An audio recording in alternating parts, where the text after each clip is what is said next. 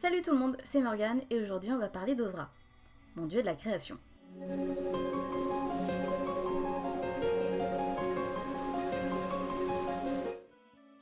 Il s'agit d'une étoile à 3 branches blanches et 3 branches bleu foncé.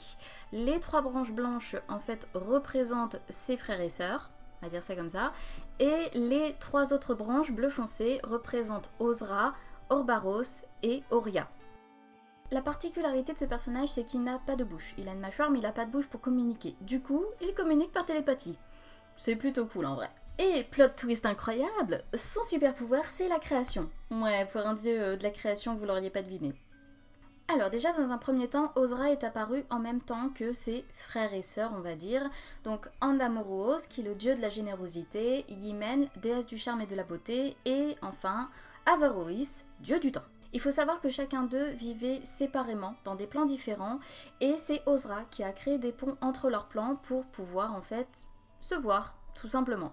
Et par ailleurs, c'est lui qui, plus tard, créera des nouveaux plans et des nouveaux ponts pour du coup les prochains dieux qui suivront. Voilà, parce qu'il y en aura des nouveaux qui apparaîtront également. Donc faut savoir que Ozra, sur son plan, il peut l'agrandir comme il veut, étant donné que c'est le dieu de la création, il fait un petit peu ce qu'il veut en fait. Donc il a créé, il crée plein de choses en fait, des choses différentes, n'importe quoi, tout ce qui lui passe par la tête. Sauf que, un petit peu comme une majorité de créateurs, en fait, au bout d'un certain laps de temps, quand il revoit certaines de ses créations, il est en mode « c'est très vilain ». De ce fait, il est un peu dégoûté parce qu'il se dit « en fait, je peux créer des choses, mais je peux pas les modifier et je ne peux pas les détruire ». Et c'est depuis qu'il prend l'habitude en fait de faire attention à la moindre chose qu'il a dans l'intention de créer, pour avoir, on va dire, la perfection et l'harmonie qu'il recherche. C'est-à-dire que dès qu'il va créer quelque chose, c'est un petit peu comme un concepteur ou un designer, comme vous préférez. Il va chercher le truc parfait, mais c'est dur. Il est frustré parce que 1 an plus tard, il va se dire « c'est moche, c'est pas bien ». Donc bref, vous l'avez compris, c'est un frustré de la vie, un artiste incompris, et du coup il crée des trucs que plus tard il trouve moches, donc bon, l'harmonie qu'il recherche, eh ben, elle est jamais là. Mais un jour tout changea quand un jour il créa une cape un peu spéciale, une cape bleu nuit avec des petites étoiles dessus. À la base cette cape c'était simplement pour s'habiller, mais en fait il l'a trouvée très très belle cette cape. Et il s'est dit pourquoi se cantonner seulement à faire une cape? Pourquoi est-ce que je ne pourrais pas en créer carrément un univers finalement? Et donc il créa un nouveau plan où il commença à mettre des petites étoiles par-ci par-là, à créer des petites planètes sans vie. Aucune vie, aucun être vivant, seulement des planètes et des étoiles. Et malheureusement, comme toutes ses créations, il finit par s'en lasser. Frustré, il se dit, bon, j'ai commis des erreurs sur ce plan-là, sur cet univers que j'ai inventé, mais du coup, ce que je vais faire, c'est que je vais en créer un deuxième et on va voir ce qui se passe. Dès l'instant où il crée ce nouveau plan, complètement vide, vierge de toute étoile, de toute vie, de tout ce que vous voulez, et là, il va créer une petite graine qui va poser là. Cette graine, elle va grossir, elle va aspirer tout ce qu'il y a autour d'elle, c'est-à-dire tout le vide. Et bam, ça... Non, ça fait pas de choc à pic. Mais par contre, ça crée Orbaros, le dieu de la puissance et de la guerre, qui en réalité a le pouvoir fabuleux de destruction. Et puis alors là, c'est trop bien, parce que Ozra, il se rend compte que ce qu'il a créé, son enfant, on va dire, a le pouvoir de la destruction. Et ça tombe bien, parce que lui, il est frustré de ne pas pouvoir détruire tout ce qui l'énerve, en fait, tout ce qui l'ennuie. Donc, à partir de là, il est super content, parce qu'il se dit « ça j'aime pas, détruis-le ». Et Orbaros arrive et le détruit. C'est pas merveilleux, franchement. Et du coup, grâce à Orbaros, il peut enfin obtenir une harmonie parfaite. Et il se dit... si cette graine a créé quelque chose qui me permet de fournir mon harmonie et la perfection que je recherche, est-ce que, du coup, l'univers que j'ai inventé précédemment, ce nouveau plan dont je ne ferai plus rien parce que j'ai décidé de le laisser à l'abandon, si je mets une graine, qu'est-ce que ça fera? Il met une graine, la graine aspire l'intégralité de cet univers rempli d'étoiles, de planètes, tout ça, et crée Oria. Lui. Et le truc de fou, c'est que Oria a le même pouvoir que Ozra, celui de la création. De ce fait, Ozra va lui apprendre la patience, la recherche de l'harmonie, la recherche du perfectionnisme, toujours plus, toujours plus, toujours plus. Il lui apprend tout ça, parce qu'il veut que lui aussi puisse créer, mais dans une parfaite harmonie. Et il a toujours ce sens un peu bizarre. Et puis pour Ozra, ça lui fait une occupation géniale. C'est un petit peu comme un mec qui va apprendre son métier à un apprenti. Du coup, tu lui apprends plein de trucs, c'est génial, c'est super. Et puis t'as ton apprenti qui boit tes paroles, c'est super, il apprend plein de choses.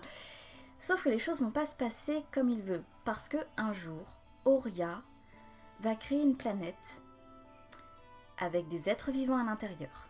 Et le truc, c'est que du point de vue d'Ozra, la vie qu'il y a dans cette planète, elle est chaotique. Parce qu'en fait, ce ne sont que des êtres immortels à l'intérieur. Ils ne peuvent pas mourir. Du coup, il demande simplement à Orbaros, bon, Auria il a fait une connerie, tu vas détruire cette planète. Auria n'est pas d'accord avec ça. Donc forcément, Orbaros, il arrive, il essaye de détruire cette planète, sauf que, grâce à la protection d'Auria, il n'y arrive pas. Orbaros devient fou, mais quand je dis fou, vous voyez Berserker ? C'est ça en fait, c'est la folie furieuse, il sait plus qui sont ses amis de ses ennemis, il est juste fou de rage. Et la seule chose qu'il veut dans sa tête, c'est tuer Auria pour tuer son monde. C'est aussi simple que ça. Ozra, craignant la folie et la furie en fait d'Orbaros, demande conseil auprès d'Andamoruos, qui est on va dire le congénère le plus sympa de tous, le dieu de la générosité. Et Andamoruos lui conseille de cacher Auria pour éviter que Orbaros tue entre guillemets son frère, on va dire ça comme ça. Du coup, Ozra décide de cacher Auria dans sa cape. Depuis, Auria, il erre dans cette cape. Par la suite, Ozra préférera offrir cette cape à Andamoruos. Il n'engendrera plus jamais aucune graine de peur de créer de nouveau des conflits et du chaos. Ne pouvant plus détruire tout ce qu'il crée, malheureusement, parce que Orbaros est devenu fou, c'est-à-dire que tu peux plus lui donner d'ordre à partir de là, c'est terminé, lui il est fou. Le seul truc qu'il a en tête c'est de tuer Auria, point barre. Du coup, Ozra, il osera plus. Voilà, c'était l'histoire d'un dieu de la création qui se refuse à créer de peur de créer des problèmes. Alors, lors de la première ère, Ozra n'avait pas de temple attribué à lui. Par contre, il possédait certaines statues dans le pays des Phénix de l'Est, car en fait, c'était leur principale divinité en fait. Pareil, les Phénix de l'Est, un jour je vous expliquerai. Mais étant donné que c'est le dieu de toute création, plus tard, pendant la deuxième ère, il aura droit à sa place dans les temples et les sanctuaires. C'est-à-dire que, un petit peu comme dans certains jeux vidéo, des fois, quand vous allez dans un temple, vous avez le temple de machin, le temple de truc.